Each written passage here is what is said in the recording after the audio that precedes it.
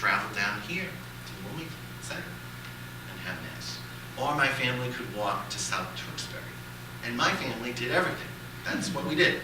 It was for convenience, and it was by the season. Now, it just so happened that when you think about Silver Lake, when you think about summers, there's an area of where our parish is located, which is called Thompson's Grove. And Thompson's Grove was owned by Claude and Florence Thompson. And everyone that's an old timer in the town of Wilmington can remember the unspoiled grandeur of the pine trees and the wonderful activities that happened there each summer. There were wrestling matches. They had a shelter with roller skating. There was always food concessions, always dances on the weekends. People had company picnics from Boston. They came out to Wilmington. Wilmington people snuck over and looked and enjoyed the food. If you talk to people that are from that area, they would sneak in to the Thompson's Grove and enjoy it. It was a happy summer area. So that was happening. We had a Betterment Hall, we were having Mass. Wilmington was growing. But in 1941, the pastor of St. William's actually purchased the building that is in South Tewksbury, which is now the Veterans of Foreign Wars, I believe. I think that's what it got. The VFW Hall, and made it the St. Mary's Chapel. That's when it first happened. And St. William's took a more active role in coming to South Tewksbury and serving Mass and taking care of the religious needs of the people of South Tewksbury. And the people of South Tewksbury had this goal that they were going to have a church. And they were contributing to St. William's, hoping that a church was going to be built for them because Tewksbury Center was so far from South Tewksbury. They even, there are people in the community that live in South Tewksbury that tell me they even had a location where the dream church was to be built. So those folks were contributing. The people at the Betterment, my family, my relatives, we were contributing. Some of our money was going down to St. Thomas because they were going to get a new church. Okay? We're all going to get new churches. So all of this is going on in the 40s. Late in the 40s, Thompson's Grove was sold to the Barry family. And some of us know Joe Barry, okay, the great oil man, I guess, in Wilmington. Manuel and Alice Barry bought the property, Thompson's Grove. Thompson's Grove no longer existed. It was a homestead, a family home. The Barrys lived there. Father Early was a little wrong. When you go to the Archdiocese, you learn that there was an Albert Shea that was in St. Thomas's Church as a priest. And it was Father Shea that was probably the most loved Wilmington priest in all of history, according to Las Nielsen. But God rest his soul. But what I have learned from other residents of Silver Lake is that Father Shea was a real ecumenical type of man and went out of his way to meet people and greet people. And he was able to purchase the Barry homestead, the Thompson Grove, for $25,000 for the Archdiocese of Boston, all 13 acres. And that was the land. So the Archdiocese purchased the land and said, here we're going to build a church. And they said to the people of South Tewksbury, you're going to join this parish. There's going to be no parish in South Tewksbury. St. William's, you're going there. And St. Thomas, you're eventually going to have your area too. So it's about that time in the 50s when the land was purchased quietly, as most things in the church are done. But Cardinal Cushion on June 6, 1954 announced that there would be a new church in Wilmington. It was to be named St. Dorothy's. I'm going to give you a booklet that will tell you the wonderful legend of St. Dorothy's that you can enjoy. The land was named, and there was going to be two parishes, St. Thomas and St. Dorothy's of Wilmington and South Tewksbury. The lines were drawn, and that's where it started in 1954. They appointed a pastor, the Reverend Joseph Leahy, and he arrived in Wilmington to a piece of property with no church and didn't even really have a house to live in. So they allowed him to live in the Bond Estate, which was St. Thomas's Church, and he took up residence there, even though he was a pastor of St. Dorothy's. They actually made him an assistant of St. Thomas's because they wanted all the marriages and the weddings to be valid. And he didn't have a church. So this wonderful Father Leahy was to build a church. That was his job. Father Shea bought the property. Father Leahy was to build the church. The first thing he did was obviously to find a place to live and to remodel the Barry home. This is the people. The people wanted a church. And there are tremendous stories about families, generations of Wilmington people, especially women, that ran unbelievable functions. And I have beautiful slides of these wonderful things. Bazaars, minstrel shows, whist parties, spaghetti suppers. The church, to build the church was both a social activity, but everyone was involved. And so that went on. Carnivals, where the South Tewksbury fire station is, there was a land there, they used to have carnivals there. Pie parties. It's nice that we're having pie tonight because that will make the deceased members of St. Dorothy's feel right at home as they look at the Pie parties were important. And all of those things, real Wilmington residents that grew up in South Tewksbury and in Wilmington, the real founders, and it was the women. Not that we didn't have men that participated, but it was a different time, I guess. There was an act of lady sodality and an act of men's holy society.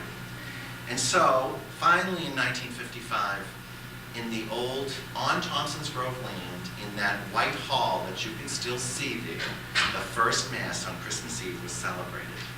And that was the beginning, I would say, of having services in a chapel, St. Dorothy's Chapel, on Thompson's Grove.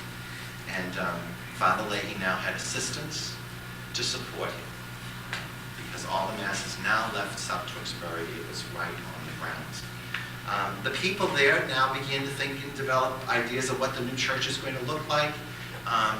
You all know that we have this beautiful church that's over there, and there are slides that show a whole different configuration, what the architects wanted. What we ended up with, when Father Leahy actually took control of the building, was something that was even more spectacular and more beautiful than perhaps many churches in the whole region. So that's been a fascinating thing for me. The cost of St. Dorothy's original construction was $280,000, almost $290,000, almost that. And Father Leahy, what I learned, which is a fascinating thing, was a detailed person and paid attention to every little piece of construction. He was there every day, watching, and the detail and the cost of things in those days that were put into our church. The artwork, the marble, things that came from Italy. The stained glass windows came from Holland, 100% antique glass. People don't realize how every little detail he took to. And they had a wonderful groundbreaking ceremony, and I have pictures of that. I'm going to invite you all to St. Dorothy's 50th anniversary. You can see these wonderful pictures. But on Saturday morning, June 6th, the new church was opened. Richard Cardinal Christian came. There was a Roman ritual and a blessing of the sanctuary, and a consecration of our beautiful St. Dorothy's Church. And there are pictures over there that show the original sanctuary that after Vatican II, and our current sanctuary. We had a wonderful celebration after the church was dedicated. Those of you that are old enough to know Frankie Fontaine. Frankie Fontaine was the entertainment with an orchestra in our church basement. Every priest in the world seemed to be sitting at the head table. I needed your help tonight to identify them. Does anybody recognize them? Father Shea became a Monsignor. See how we reward people? So Monsignor Albert Shea. And he had a big parish in Boston. So he did his part, Father Leahy did his part. St. Dorothy's has a very unique architectural design, as I said. Do take a chance and look at it.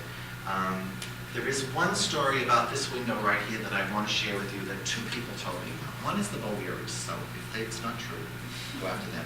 But I verified the truth of the St. Dorothy window. 88 families contributed to get that window in the church, to pay for that window. And it wasn't paid for. And two people came to Mass at St. Dorothy's in 1960. One of them was John F. Kennedy, and the other was David F. Powers.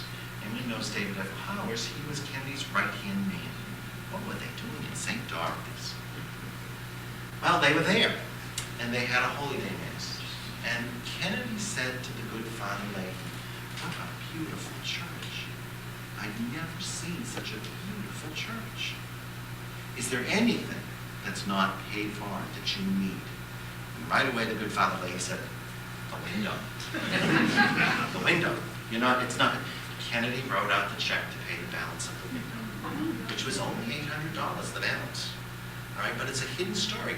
David Powers, later we learned, why was he in that church?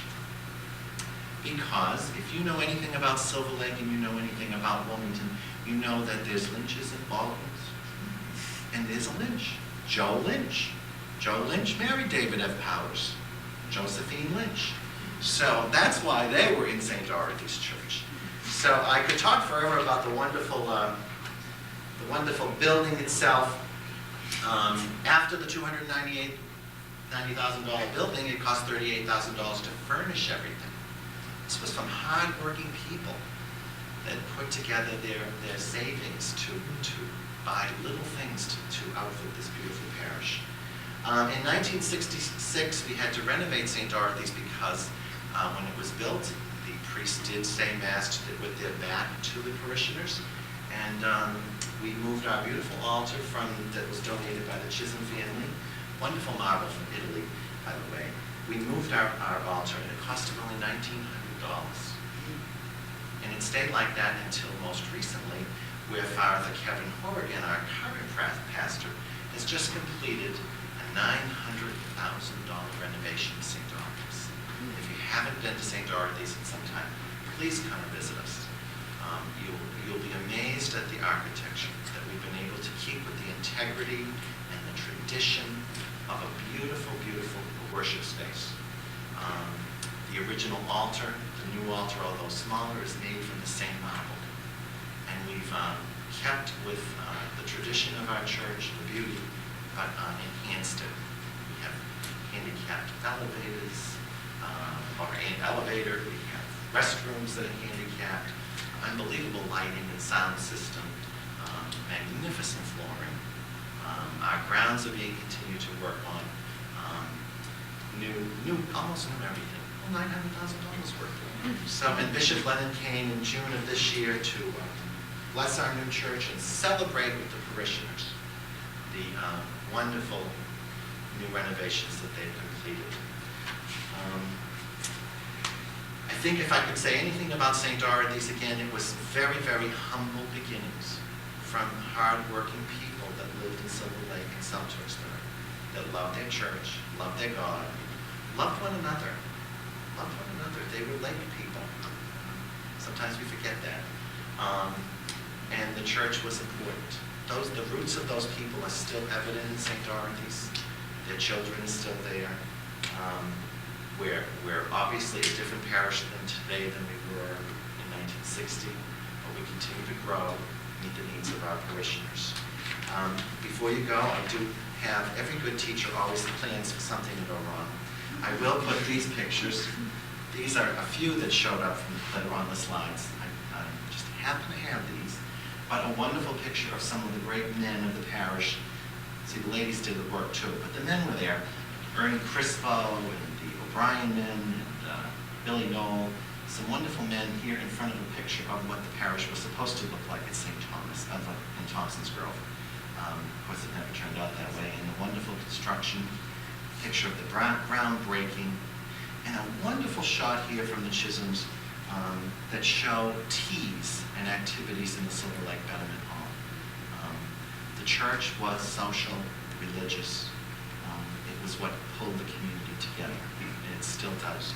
And so I want to thank you for listening to the story of St. Dorothy's. You're more than welcome to take a little booklet. If you find anything in it that doesn't seem accurate, please help me out. There's a few pictures in here. And I would invite you all to come to our 50th celebration at some point in 2004. The slideshow will be done. It'll not only show the history, but the people. That's the key, the piece that I'm working on now. To show those people that were married, baptized, made their communions, and had their lives in Silver Lake and in their church. And in the booklet, you can also read the wonderful names of all the priests that serviced and worked with the people of St. Dorothy's. Sometimes we forget the contributions of the clergy. to a community. And it's amazing now to know the work of Father Leahy, the work of Father McAndrews and Father O'Donovan in nurturing a parish and keeping it afloat, and the work of Father Kevin Horrigan and the tremendous work he's done in the renovations. Who knows what the future will bring, but we're very proud of St. Dorothy's, and we're happy that we have a few parishioners here tonight that supported and helped write this research. So, thank you.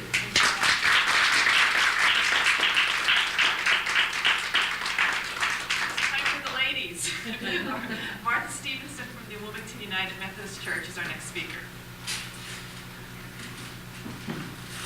Good evening, and hello. I am definitely not high-tech, so I can't blame any equipment for my shortcomings tonight. I could be a little more interactive, however, and in that light, I'd like to just run a couple names by you, and if you have ever heard of these folks, you can raise your hand and we'll see. How about John Wesley? You, okay. How about Francis Asbury? Okay, we know we have real Methodists in the crowd. How about George Whitfield?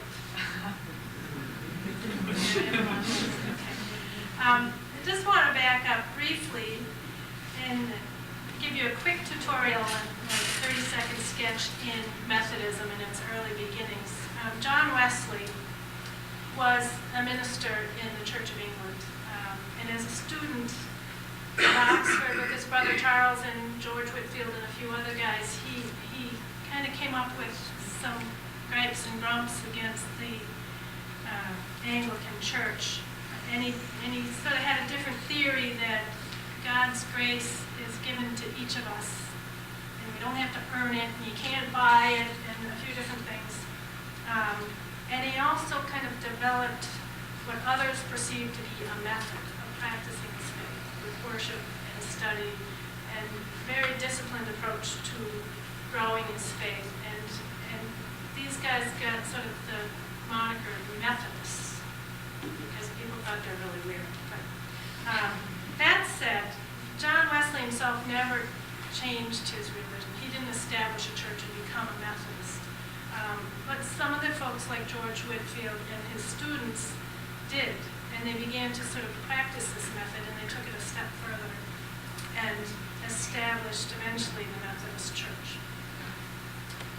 Several of those folks were sent to the colonies, the American colonies, by Wesley to promote Church of England and Anglicanism, but with this vision that Wesley had, that especially those in society who most needed religion could be preached to and serviced by clergy. Throughout his life and throughout the history of Methodism, social justice and service to the poor and the most needy in society has been our objective, to help alcoholics, to help orphans and widows, to help slaves and indentured servants.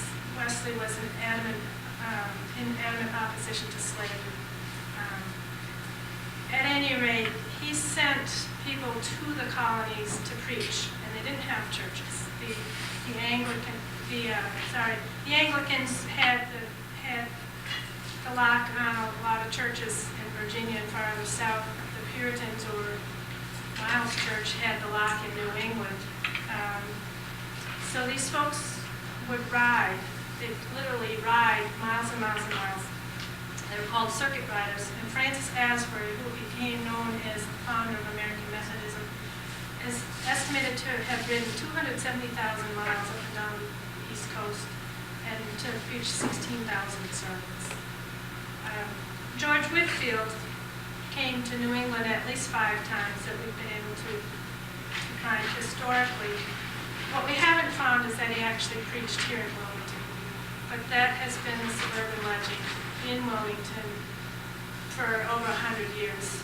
That sometime either in 1740, 41, or as late as 1760, George Whitfield came to Wilmington, was denied the opportunity to preach in the meeting house because he was too Calvinistic. And so he went to this huge elm tree on Middlesex Avenue and gave a sermon. And the folks at the meeting house weren't allowed to go hear it. So the story is that he preached to the natives or to anyone who would listen. At any rate, he gave his last sermon in Exeter, Massachusetts, and died in 1770, and he is buried in the river. So we know George Whitfield was at least in the area, and it's possible that he preached in Wilmington.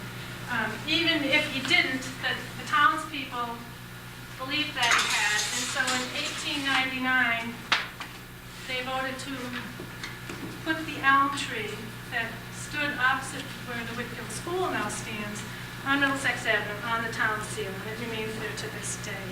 Sounds like a great tree. It died in 1900 and was cut down. It was 16 feet around at the base, so it was a big one.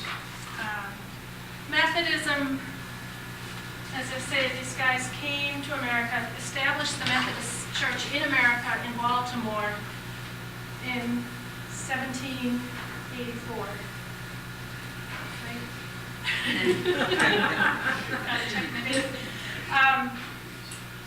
But even by 1796, in all of New England, there were only 913 Methodists. So it took a while to catch on, and New England was particularly difficult. In 1880, at the town of Wilmington's 150th anniversary, the town invited Reverend Daniel Noyes to come and address the community. And back in the 1880s, as in prior years, speechifying took a while, like hours and hours and hours. So Reverend Noyes gave his address in 2 parts, and it's actually in the historical room next door. I found it interesting. He makes a big deal out of pointing out that after all the years Wilmington has existed, it still only has the original church. And he had a couple reasons for that. He said it's either an indication of a weak economy, or that people in Wilmington have such a great disposition that they don't have these differences of opinion that Father earlier referred to. Or his third idea was it might be a result of just way too much inbreeding. Everyone in town was related to everyone. At any rate, as the editor's note in the published memoir mentions, within 2 years of Reverend Noyes' speech, the Methodist Church had been established here in town. As early as sometime in the 1880s, whether these folks actually heard this speech and were inspired by it, or if Whitfield's message had finally sunk in after all that time, a dozen or so people started meeting in their homes to share Christian fellowship. And I thought it was interesting, if you look, and the red posters are Methodist, just my low tech, and the first one, the 1901 to 3 anniversary, has a photograph, and a couple of the folks I mentioned here are in that photograph, so it's kind of fun. And there are names familiar to anyone who's familiar with Wilmington's history. Mrs. Henry Buck, Miss Addie Carter, and she's in the photograph. Mr. Wallace Carter, and I believe his wife is in the photograph. Mr. and Mrs. George Eames, Mr. and Mrs. Irving Morse, Mr. Frank Perkins, and Mr. Wentworth, no first name. Within the year, these folks had secured the use of Ames Hall on Main Street, and there's a great picture from the town crier of the hall, and on some of the other picture boards there are other photos of these buildings. And I thought it was interesting when Reverend Early mentioned the upper room, because they met in the upper room of this little add-on to the Ames Hall. Within a year after that, they had petitioned to the Methodist Church in Boston and had been assigned a minister of their own to come and serve them. He wasn't stationed here in Wilmington, but Reverend McKinney was the first pastor assigned to minister to them. A year after that, they had acquired property at the corner of Church and Thurston, which is where church has been ever since. And within months, from August 1883 to February 1884, they built the first chapel. And they have pictures of that too. As I say, really low tech. But here's a picture of the first little building at Thurston Church. And you can see from other photos that I have how it's been changed with history. The great thing, when I heard about Thompson Grove, I thought that had to be a camp meeting site. By 1889, Reverend Thurston, for whom the avenue was named, was holding camp meetings. And there's a bill here, a flyer advertising camp meetings at the church in Wilmington, posted all the way to Boston. It explains how to take the train and how much it costs, and how you can rent a tent and a bed and stay the whole 2 weeks and everything else. By 1891, the Ladies' Aid had been established. And for any of you know anything about the church here in Wilmington, you know United Methodist Women is like the backbone of our church. Same thing, the women do all the work. It was interesting to find out that church suppers started almost immediately.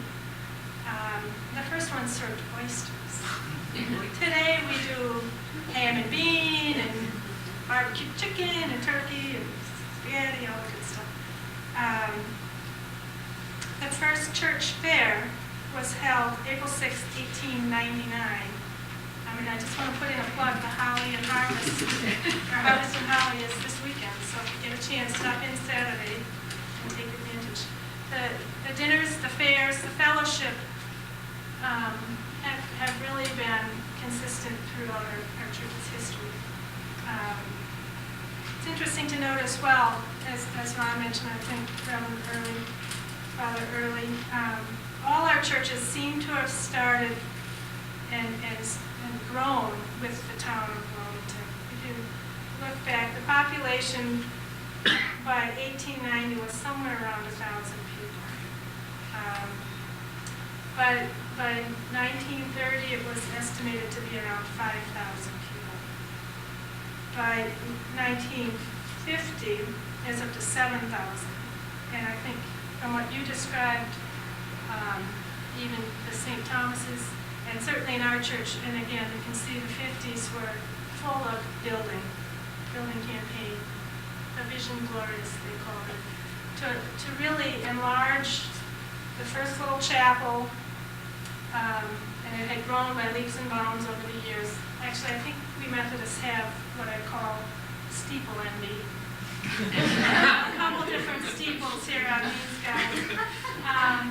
And also stained glass envy, which is beautiful. But one of the aspects that I think is fun when you talk to people, and I know there's at least one woman in this room who has remembered this fondly from her own childhood, is that the Roberts family, you know, the Roberts estate, big mansion. The Roberts family were just so supportive of the church in the earliest years. Mr. Fred Roberts donated an organ in 1908 to the little church chapel, and then in 1911 through 1917 and 18, he spent over $15,000 towards renovations and expansions. His second wife loaned a building to be used as a parsonage. It was subsequently knocked down when what I call the old church, but it's really the new church, the sanctuary that had been there since 1957 until recently was built, and that parsonage was knocked down. And it's interesting, I think, in hearing all of our stories, that there's so much emphasis on the buildings. And a lot of what I've been able to find are pictures of the buildings, and oh yay, we're raising all this money to build a building. And until recently, I don't have that many photos of the people. And I don't have too many photos of the interior of the old church. So I put out a plea to anyone in the community who might have those, not to throw them away, hand them to us. I found a letter written several years ago from Gertrude Harris Hammond to our former pastor, and she said she and her family lived in Wilmington She was born in 1910, and they lived here until 1918 or so. And she asked whether we would be interested in some artifacts that her family had kept. And I thought they were interesting because, first of all, they're cute and they're beautifully done. I'll set these aside so you can look at these. This is Easter greetings to Dorothy Harris in the cradle roll. They had nursery school for the little tiny ones, and the cradle call they did on Sundays. And then this is a special postcard, all nicely painted, announcing Children's Day for Sunday school class, and could they all please come. She also sent some lovely cards, greeting cards, and one of them is actually a birthday wish, and it's signed by Mrs. Roberts. The Roberts family traditionally, and you guys probably know this better than I, would hold picnics for the Sunday school classes and have all sorts of refreshments and games, and they'd walk the children down from the church to the mansion and entertain them, and then bring them back to church and hand them back to their parents. So anyways, Mrs. Hammond sent all these just lovely little mementos back from the early 1900s, including several of these little books that are essentially Bible stories for children. Just lovely little kind of stories we all should know and pay attention to and pass on to our children.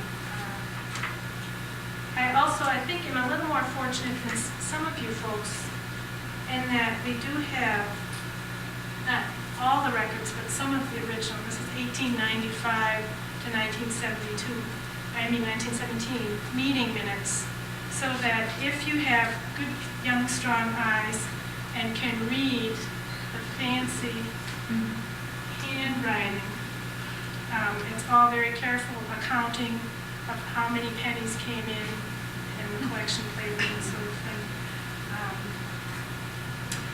One thing I wanted to emphasize as well in doing this little project, and especially since Tina had sort of given us the assignment of how our church fits in the community and how community influences church, church influences community. I took a special interest in finding some occasions where the churches did things together. And I'm pretty sure it was Father Shea who mentioned he was kind of ecumenical. He was. But I'm not sure that at one point when St. Thomas's had the fire, there was some reference I read that all the Protestants in town said, you can use our church, not a problem, just come on in. Which sort of, I think, broke the ice a little bit and helped that Protestant Catholic headbanging that may have been going on a little bit. And then when one of our ministers died, I think Father Shea came and did a lovely piece at his service. It was either retirement or death, I can't remember. And that brought forth this whole sense of sort of, we really are one community. And the whole idea that Father Early mentioned about, agree on the fundamentals and love each other. Another instance of that was in 1975, all our churches got together. And Carolyn, you may have been in the choir then, I don't know. All our churches got together and cut this album sort of as a commemorative for the beginning of the bicentennial, 1975-76. And it's really fun because it lists, in fact, some of the members in the choir. So you might want to look at that and see if you recognize folks from your congregations. I could go on for a lot longer, and I'm going to wind up and skip all my good stuff that I came up with and invite those of you who are interested to attend the next meeting of the United Methodist Women on November, let's say 5th. Thanks, Ralph. I've been invited to talk more there about the Methodist history, and I'd be happy to share. I just want to lift up a couple of quick things, though. I mentioned the Sunday school youth group has always been a big thing for the Methodists as well, trying to get kids out of trouble and into practicing faith early. They have a couple of great photo boards from the 20s, sort of youth. There's another one over there, in various productions. And some of the records say the Wilmington United Group, at that time they were Methodist Episcopal, youth won all sorts of awards at their district events. It doesn't say what those events were, but Wilmington was winning. I'd also like to just point out that two of our eldest members are terrific resources, and I haven't really had a chance to delve into their minds. Mabel Butt, whose son Paul was the contractor for our recent addition and renovations, and her husband William, who helped with the original church back in the 50s. And also Helen Blake, who's just a real stitch. I want to promote also our ministry of music. We have great music. Methodists love to sing hymns, and our handbell choir will be performing here for the Friends of the Library on December 2nd. So I'm going to leave it there. I have lots of stuff I can show you, but I know we need to get eating pies. And Eileen still has to come. Thank you, Martha.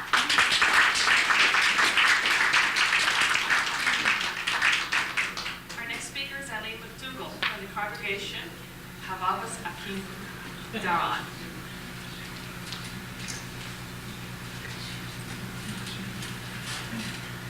Hi, everybody. I just have to say I'm really not from that congregation. I am a Jewish woman from New York who's been in Wilmington for 17 years and up until recently didn't know anything about the synagogue or the congregation, and was asked by Tina to do a little research. And I must give all credit to Adele Passmore and Kathleen Black Reynolds and Barbara Michaud, who's on the library staff. When I moved to Wilmington 17 years ago, I'm driving around town. I kind of kept an eye out for a temple and didn't see one. My husband mentioned that there was a building up on Salem Street that had been a temple, and we drove by, and I saw that it was for sale, and I think every 2 years it's been for sale. I don't know why that former temple has changed hands so many times, but it has an interesting history and an interesting background. But just to tell you a little bit about me, I grew up in a town in New York that was about 80 to 85% Jewish. And when I moved up to Massachusetts to go to college, I moved into an apartment with 3 other women that I didn't know, that I had found as roommates by reading in a town that was 80% Jewish and 20% Catholic, and I never had met a Protestant before. So they were quite surprised and were happy to enlighten me. And then they started battling and butting heads, and I said, okay, I'm going to bed. I'll talk to you guys later. So I really don't know that much about why the congregation in Wilmington was so small to begin with, kind of faded out in time, divided at one point, but I'll tell you what I've been able to learn, and someday I would like to get into that house in Salem Street and see if there's any remnant left of the temple that was once there. Congregation Ahavas Achim Daran started in 1917 by about 8 men who had been coming to Wilmington for their summer vacation. I think Wilmington might have been the Catskills of Massachusetts because they, according to Adele's book, they were in an open field where they went to worship, and they said, you know, it's raining, wouldn't it be nice if we had a building here? And each of them agreed to make a contribution of $5 to start the building fund. And then they went to a Mr. Edelman, who owned the tract of land on Salem Street. And Mr. Edelman donated the land and also gave them $100 seed money for the building. So they had a total budget of $140, $5 from each of the original members and the $100. And each man, they divided the labor, and each man was responsible for constructing part of the building. If you're Jewish, the most essential part of a Jewish temple or synagogue is not the building, but it's the Torah, the holy book that goes in the building. And apparently, the women were responsible for raising the money for the Torah, which they did, and they bought the Torah for $150, and then they were off and running with services. And by 1930, they had 16 faithful members of the synagogue. In order to have a Jewish service, you must have a minyan, which used to be 10 men. In some branches of the faith now, women can be part of the minyan, but if there are any less than 10 of the faithful, there cannot be a service. And from what it sounds like from Adele's book, there was quite a struggle to keep that minyan going. But during World War II, a group of the younger people became somewhat frustrated, probably with the rigidity of the services. Jewish temples tend to divide into three different categories. Orthodox is the strictest and the most religious. The men and women are separated in the building, and the women sit actually on the upper floor, but behind a curtain.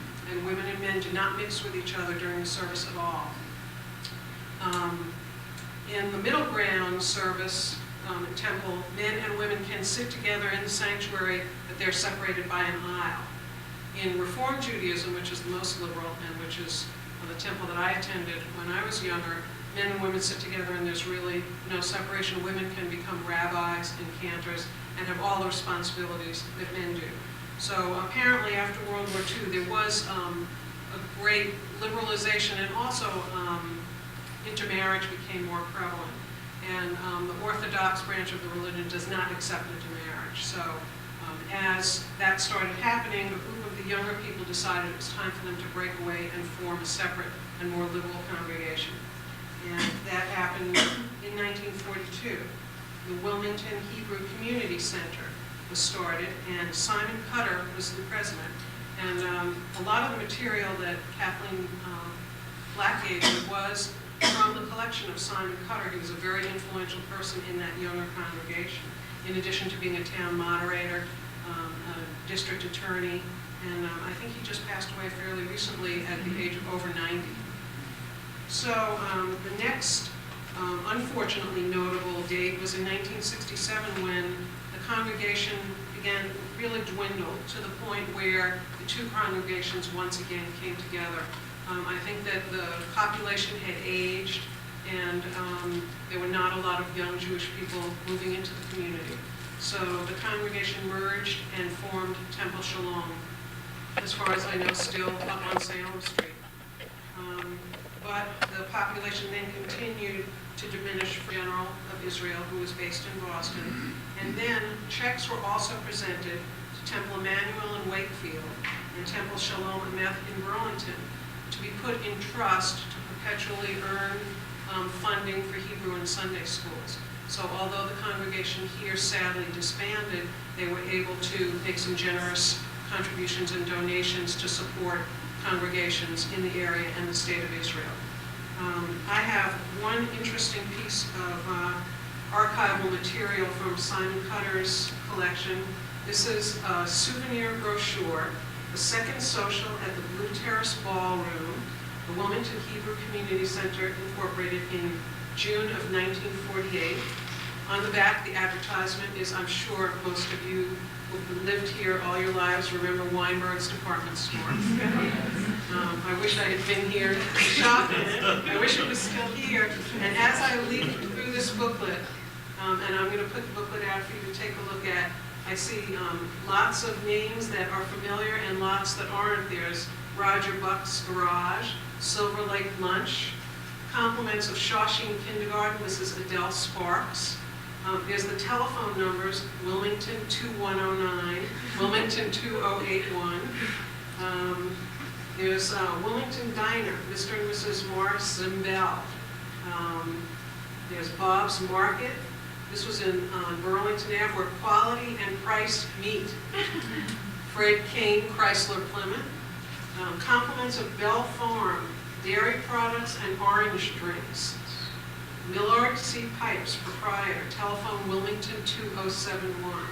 So and this was 1948, so it's not like it was that long ago, but there are lots of interesting names and businesses. Compliments of Sunnyhurst Farm Dairy, homemade ice cream, 144 Lowell Street, Wilmington.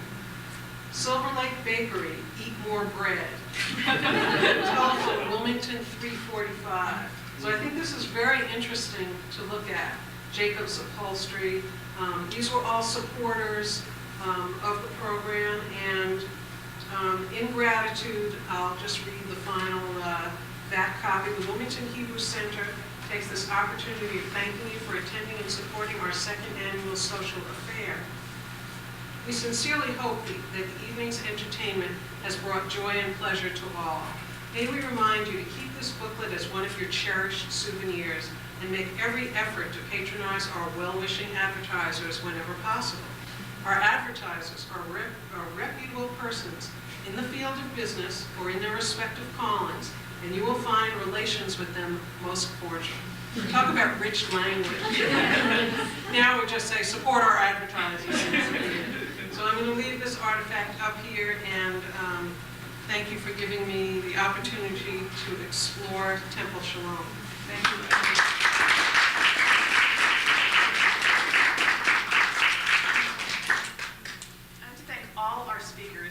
I found it, and I'm sure you all did, extremely interesting to hear the history of all the churches, and I think we really understand Wilmington so much better from your presentation.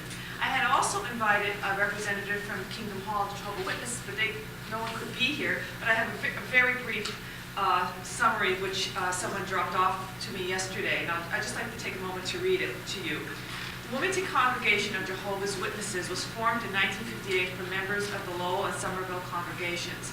Its preaching work focused on Wilmington and 5 area towns. Meetings were first held in the Old Grange Hall on Wildwood Street. In the spring of 1960, ground was broken for the erection of the Kingdom Hall on Bridge Lane. Completed with much volunteer labor by members of the congregation, it was occupied in December of the same year. As the Wilmington group continued to grow, it became necessary to divide. First, a Burlington congregation was formed, which continued to meet for a time in the Wilmington Hall. Then, as growth continued, it was necessary to divide again. In 1966, a Billerica congregation was formed. In 1994, the Wilmington congregation tore down 75% of the Kingdom Hall and added 14 feet to the width. A special weekend was set for June 16th to June 19th, 1994, to rebuild it through Regional Building Committee. It now seats 200 people. As increase came, another split came to form the Tewksbury congregation in November of 1996, who hold their meetings at the same Kingdom Hall in Wilmington. At present, the Wilmington congregation has 107 active preachers who go from house to house, and the Tewksbury congregation has 103 active preachers. Jehovah's Witnesses preach in over 234 lands, and they number over 6 million active preachers worldwide. That is the end of our presentation. It's already 10 to 9, and what I would ask that you do is, while you're enjoying a piece of pie and a cup of coffee, that you perhaps take that opportunity to chat with our speakers if you have any other specific questions, rather than opening up for questions now. So enjoy some pie and chat with our very, very informative speakers, and thank you so much.